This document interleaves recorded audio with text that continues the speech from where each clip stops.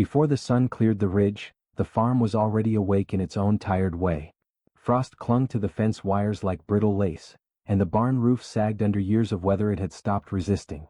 A man stood in the yard with his hands deep in his coat pockets, breath leaving him in pale clouds, watching the light arrive as if it might bring answers with it.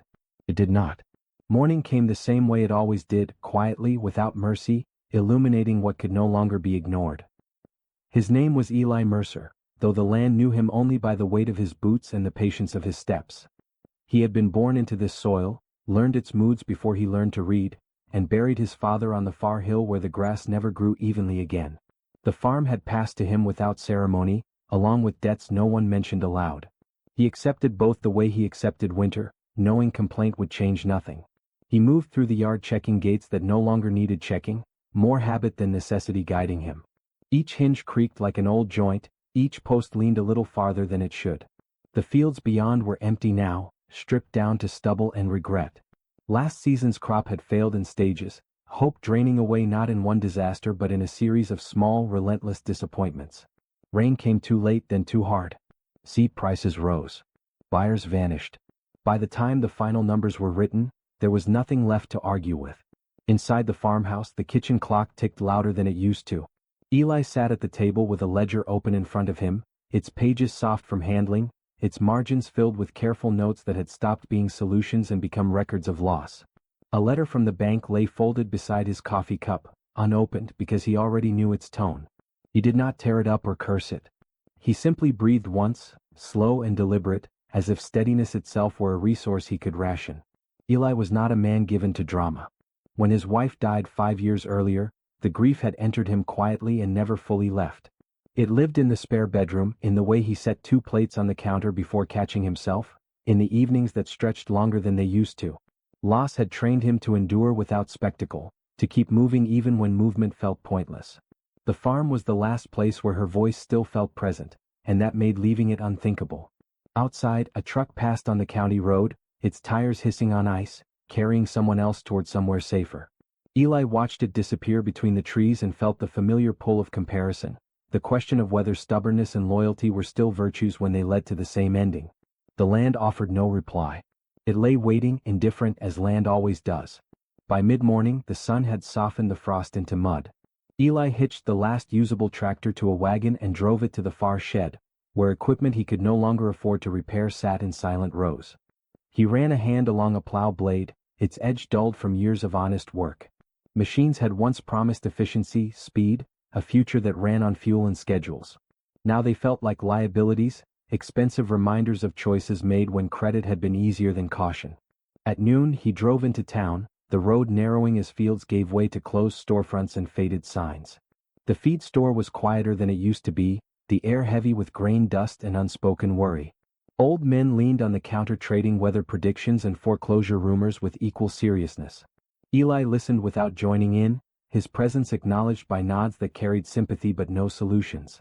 Everyone here knew the arithmetic of survival, and no one had found a way around it. It was there, between a stack of cracked salt blocks and a bulletin board cluttered with notices, that he saw the flyer. The paper was thin, the ink already smudging, announcing a livestock auction scheduled for the end of the week.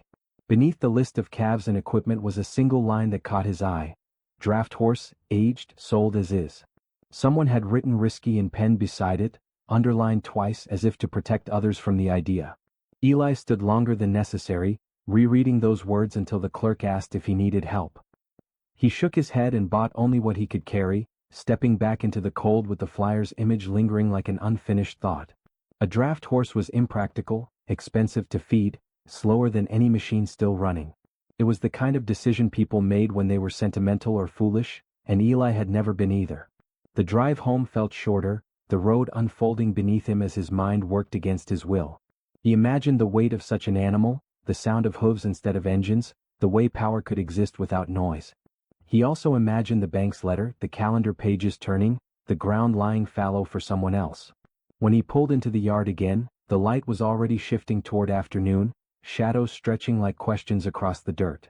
Eli folded the flyer and slid it into his coat pocket, unsure whether he was saving it or hiding it. The barn loomed ahead, empty and patient, waiting to be filled or surrendered. He paused at the door, one hand on the worn wood, feeling the farm hold its breath with him. For the first time in months, the future did not feel decided, and that uncertainty, fragile and dangerous, was enough to make him stay standing there a moment longer, listening for something he could not yet name. The auction ground sat outside town, a wide stretch of dirt and bent railings that smelled of hay, rust, and cold iron. Trucks idled in uneven rows, their engines coughing white breath into the morning. Eli parked at the edge, sitting still for a moment longer than necessary, watching men climb down with practiced confidence he no longer felt. He adjusted his coat, stepped onto the ground, and followed the sound of voices toward the pens, carrying doubt like a second shadow behind him already, heavier with every step he took forward into the crowd that shifted and waited quietly. Inside the fenced lanes, animals stood arranged by size and price, their bodies steaming softly in the cold. Calves bawled, a nervous chorus that echoed off tin roofs, while older cattle watched with dull, resigned eyes. Eli moved slowly, hands loose at his sides, reading numbers, ages, weights, never stopping long. He felt like a visitor in a language he once spoke fluently, aware of how quickly confidence evaporated when money was scarce and eyes were watching for weakness disguised as hesitation today. He swallowed and kept moving, letting the current of bodies carry him onward without commitment yet, listening. Then he saw the horse. It stood apart from the others, not because of special treatment but neglect, tethered at the far rail where the ground dipped into shadow. The animal was immense, a block of muscle and bone softened by winter hair, its coat the color of wet earth. One shoulder sagged slightly, a flaw easy to spot if you were looking for reasons. Eli felt the crowd fade as he watched the slow, deliberate rise and fall of its breathing, steady despite the noise and judgment around it, patient as a thing accustomed to waiting without promise left. A handler leaned nearby, arms crossed, face unreadable in the low light. When Eli asked about the horse, the man shrugged and offered facts without warmth. Old, he said. Injured once, maybe again. Eats more than it earns. The words landed like stamps on paper, official and dismissive. Eli nodded, absorbing each sentence without argument. He reached out slowly, stopping short of contact, and the horse turned its head, dark eye finding him. There was no flinch, no fear, only a quiet assessment, as if it were weighing him with the same care he used on the land he kept. The auctioneer's voice cracked through a speaker, calling bids with mechanical cheer that made every animal sound identical. When the draft horse was announced, the crowd shifted uneasily. A few men laughed, others shook their heads. Someone muttered about feed costs. Another said machines were faster. Eli felt their certainty press against him, heavy as weather. He thought of his empty barn, the quiet fields, the bank's letter still unopened. The horse stood unmoving, ears forward, as if listening past the noise for something truer. Eli realized he was holding his breath, waiting for a decision he had not planned. Bidding opened low and stayed there, numbers falling flat in the cold. Eli told himself to step back, to let practicality win. He imagined the weight of hay, the strain on his already thin margins, the looks he would receive. Yet another image surfaced, quieter but persistent. His father teaching him to trust what lasted over what impressed. When the auctioneer called again, Eli's hand rose almost of its own accord, the motion small but irrevocable. A pause followed, then a final strike of the gavel echoed, sealing a choice made without applause or certainty, only resolve settling in his. The paperwork was brief, almost dismissive, as if no one expected consequences. Eli signed where indicated, his name looking unfamiliar on the line. A man beside him raised an eyebrow and said nothing, the silence louder than criticism. Outside, the handler led the horse toward a waiting trailer. It walked with care, favoring the weak shoulder but never stopping. Eli matched its pace, noticing how the animal adjusted to uneven ground, choosing balance over speed. Something in that economy of movement felt familiar, a lesson learned through hardship rather than instruction. He reached out again, this time letting his hand. The horse's skin was warm, the hair coarse beneath Eli's fingers. At the touch, the animal stilled, not in submission but acknowledgement, a shared pause amid motion. Eli felt a tightening in his chest, an emotion he did not name. He had bought livestock before, sold it, lost it. This felt different, heavier and strangely calmer. The trailer door closed with a hollow clang, enclosing the horse in shadow. For a moment, Eli wondered who had been confined, and who had just stepped into a larger responsibility than he could afford, measuring courage against consequence without answers yet available to. The drive back to the farm passed in a muted blur. The trailer hummed behind the truck, a steady presence he checked in the mirror more often than the road.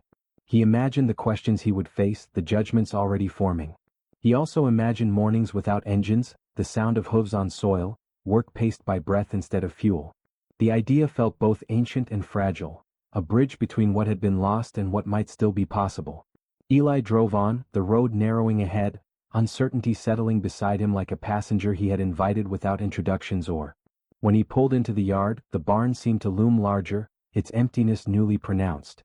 Eli shut off the engine and listened, counting the seconds before the trailer shifted, a single hoof scraping wood. He opened the door, light spilling inside. The horse stood calm, eyes reflecting the fading day. In that quiet exchange, Eli understood the risk had already been taken, not in money alone, but in choosing patience over speed, faith over proof. The farm creaked around them, an old witness to beginnings and endings. Eli rested his hand on the doorframe, knowing nothing was solved, only. Eli woke before dawn, the barn smelling of hay and winter chill, the draft horse breathing steadily in the shadowed corner.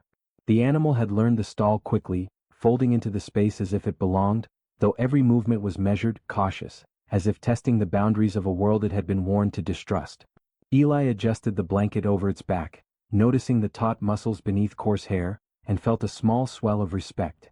Not for strength alone, but for restraint. The horse moved with intelligence, a patience forged by years of unseen strain, and in that Eli recognized something he had lost, quiet endurance. The first days were a test neither had anticipated. The horse refused commands learned by others, stubborn or careful, Eli could not tell. Yelling brought no compliance, carrots coaxed no immediate gratitude. It would not pull the old plow at first, only nudge against it with heavy forelegs, shaking its head, evaluating the task like a man weighing debt he cannot escape. Eli tried again, softer, slower, voice low, timing steady. The horse responded, just enough to suggest possibility. A rhythm emerged, fragile and unpredictable, binding them without words, a trust built on observation rather than insistence. Eli walked the fields with it each morning, watching its hooves press into frozen soil, noticing how weight was distributed, how joints bent to conserve energy yet maximize force. Machines could never do this, he realized. No engine could adapt to mud, no blade could sense subtle changes in frost or root beneath the surface.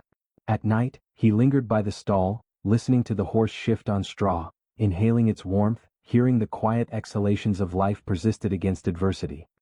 He began to see, not through hope but through slow recognition. This creature was not simply capable. It was precise, deliberate, and wise in a way humans often pretended to be. The farm itself resisted their efforts. Frost returned in sudden waves, ripping tender shoots. The remaining equipment groaned and failed, unfit for the demands placed upon it. A neighbor's tractor broke in two, and Eli realized that machinery which had promised salvation, now demanded his attention more than ever, threatening to absorb the time meant for nurturing soil. Yet when he harnessed the draft horse, hauling seed wagons across uneven ground, the land responded differently. The furrows were deeper, the soil more aerated, and for the first time the field seemed willing to cooperate. Eli's chest lifted slightly at this, but he did not celebrate aloud. The work itself was enough, a small proof against despair. Still, skepticism clung like frost to the edges of his consciousness. Banks called, letters stacking like silent accusations on the counter. The county commissioner spoke of subsidies slipping away, machinery grants favoring automation over labor. Outsiders saw the horse and shook their heads, whispering about inefficiency and risk. Eli listened, quiet, weighing their certainty against the quiet intelligence of the animal now waiting for him in the barn. He had never been brash, never acted out of impulse, but here was a decision that required courage measured in patience rather than speed. He understood he had chosen, and the choice would demand more than simple endurance. It would demand insight. Weeks passed in a rhythm of mud, frost, and effort. Neighbors began to watch, curiosity mingling with disbelief, some offering quiet advice, others veiled skepticism. Eli welcomed neither nor dismissed either. He studied his companion as one might study a weathered text, lines of experience written in muscle, scar, and eye. Every misstep corrected with calm, every hesitation acknowledged without judgment. Slowly they learned each other's limits and capacities, forming a partnership that felt less like ownership and more like mutual respect. The barn smelled of straw, sweat, and subtle trust, a testament to work done in quiet observation rather than fanfare. One afternoon, a letter arrived from the bank, its tone sterner than before. The farm's debts had accrued to a point that suggested immediate action. Foreclosure loomed, and for the first time in weeks, Eli felt a sharp tension coil through his chest. He reread the letter by lamplight, counting the numbers with meticulous care. He folded it carefully and tucked it away, knowing that worry alone would change nothing. Instead, he rose and went to the barn, feeling the cold seep through the walls as he slid open the door. The horse was there, head low, eyes attentive, and in that presence, the question of how to endure became tangible rather than abstract. It was not a machine that would save them, nor luck, nor persuasion. It was method, patience, and understanding, qualities the horse possessed in abundance. The following morning, Eli discovered evidence of what he could only call hidden strength. While plowing a stubborn strip near the creek, the horse adjusted without prompting, shifting weight over unseen ruts, steadying the plow through mud that had swallowed every machine he had tried to use. The earth yielded where it had resisted, the water running evenly along the furrows, and Eli stood behind the harness, silent, realizing that this labor was teaching him more about his own limitations than any book or ledger ever had. The horse moved not with brute force but with intuition, an intelligence shaped by struggle and necessity. Eli felt a surge of quiet awe, accompanied by a pang of urgency. If only the world would allow this patience to flourish before it was too late. Rumors began to circulate in town. Some spoke of the farm's peculiar progress, noting how fields once abandoned were showing life again. Others warned Eli that reliance on such a risky animal could not outpace fate or finance. He listened but did not respond, his attention fixed on measured steps, on soil yielding to subtle pressure, on breath matching breath, and heart finding a companion in rhythm. Every day revealed small victories, proofs written in mud and sweat, confirming what letters and machines could not. Resilience had a shape, and it had arrived on 4 steady legs. One evening, a neighbor stopped at the gate, curiosity overtaking caution. "It's stronger than it looks," the man said, eyes following the horse as it grazed calmly in the fading light. Eli nodded, not needing to speak the truth aloud. Words felt superfluous here, in this space where intelligence and patience had physical form. They watched together as dusk settled and shadows stretched across the fields, long and uneven, echoing the hard path that had led to this day. For a moment, the weight of outside expectation fell away, leaving only the quiet understanding that they were both, man and animal, testing limits and learning them in tandem. Late that night, Eli returned to the barn, lingering in the dim light, listening to the horse shift and exhale. He knelt beside it, brushing straw from its coat, feeling warmth and tension intertwined. In this intimate space, he realized that the risk he had taken at the auction was not merely financial or practical, it was moral. Trusting an uncertain life to another required courage measured differently, and the horse had met that courage without question. Eli felt a quiet surge of hope, fragile but tangible, like ice beginning to melt along a creek. And then, tucked in the corner of the stall, he noticed something. A ledger he had inherited from the previous owner, its pages filled with markings, dates, and observations about the horse's former work. The ink was faded, but the meaning was clear. This animal had done more than survive. It had been trained for endurance, for subtlety, for intelligence beyond brute strength. It had been underestimated, dismissed, and yet it persisted. Eli traced a finger over the careful notes, heart tightening with recognition. For the first time he understood that the risk he had accepted was not merely a gamble of money, but a chance to uncover a hidden truth, a power overlooked, a life resilient beyond expectation. The thought lingered as he closed the ledger and looked at the horse, eyes meeting, and he knew the path forward was no longer abstract, no longer uncertain.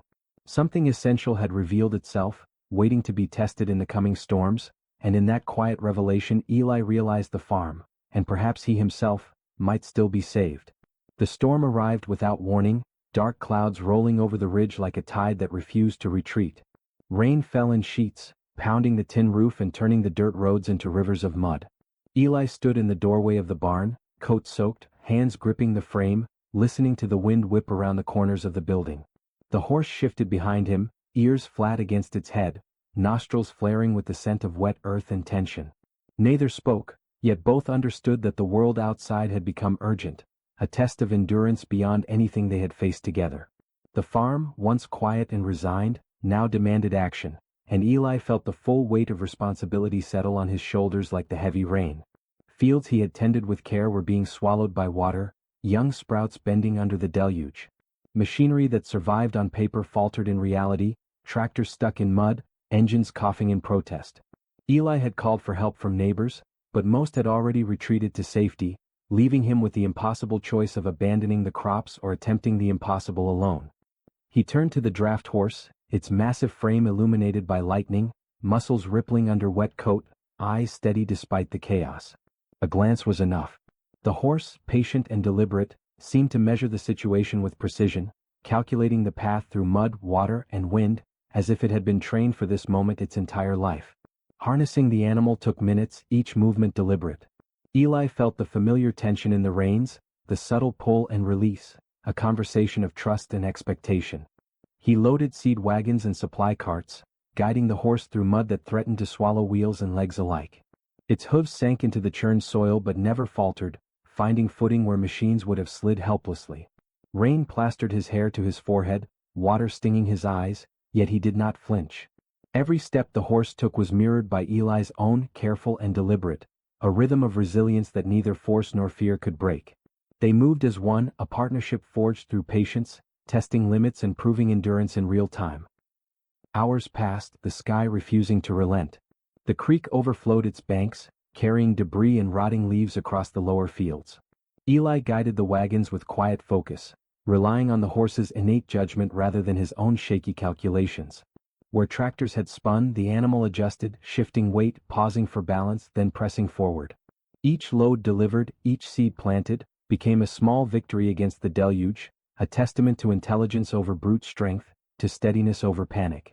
Eli's heart, tight with exhaustion, loosened incrementally with every success, yet he knew the storm was not finished testing him. By mid-afternoon, water had receded slightly, revealing furrows partially filled, partially saved. Eli stopped to rest, hands trembling from effort and cold, and let the horse stand quietly, breathing steam into the damp air.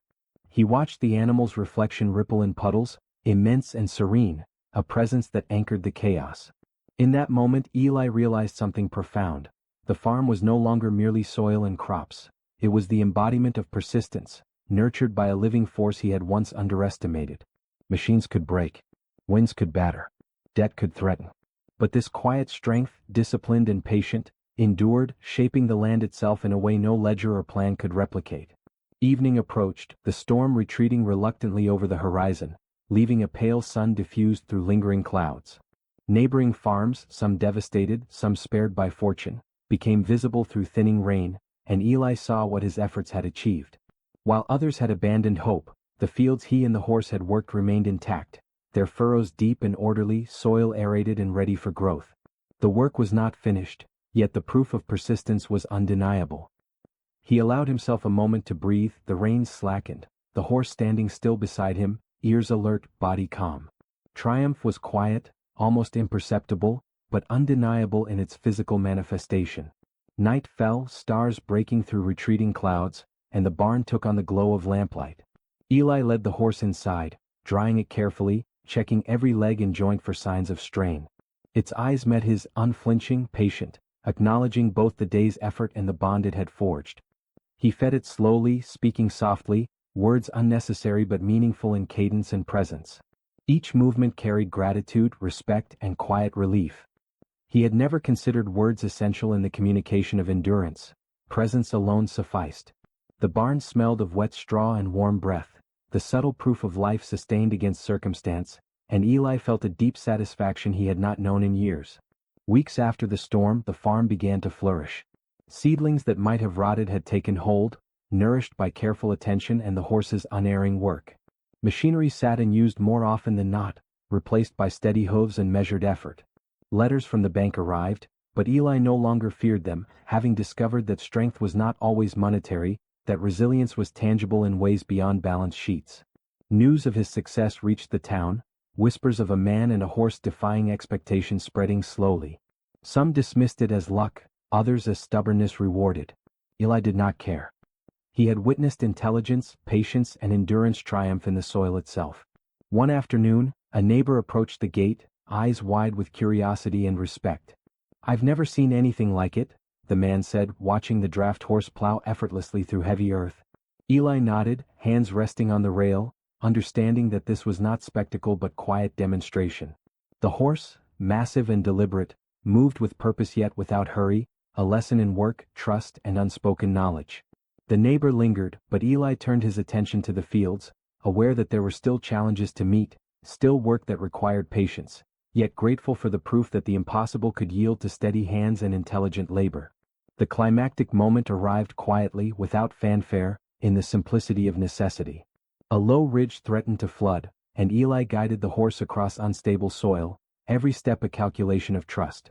The animal responded, adjusting weight, navigating ruts and mud, pulling wagons that had threatened to tip under heavier loads. Lightning flashed in the distance, illuminating the concentration etched into every line of its massive frame. Eli's chest tightened, a mix of fear and awe, realizing that the farm's survival depended not on machines, not on luck, not even on human effort alone, but on this partnership that had been forged through risk, patience, and recognition of intelligence where others saw weakness. By dusk, the last wagon had been safely moved, fields stabilized, and the storm's final remnants pushed toward the horizon. Eli patted the horse's flank, feeling heat and strength, muscles coiled in readiness yet relaxed from exertion. He allowed himself a smile, brief and quiet, a release of tension that had accumulated over months. The farm had been saved not by force nor by wealth but by trust. Trust in skill, trust in patience, trust in something overlooked and undervalued. He understood now that the word risky had been applied not to danger, but to perception, and the reality was courage measured not in audacity but in steadfastness. That night, under pale moonlight, Eli walked the fields alone, listening to the soft scrape of hooves on wet earth, breath mingling with mist rising from soil. The air was sharp and sweet with renewal, the barn looming silently behind him, witness to endurance rewarded. Letters could still arrive, storms could still come, and debts might still demand attention, but for now the farm existed as proof that measured strength, patient intelligence and quiet courage could rewrite what seemed inevitable. Eli paused at the fence, looking out over the land, and realized that survival was no longer a question but an unfolding story, its pages written with mud, sweat, and the unwavering presence of a horse who had chosen to endure alongside him.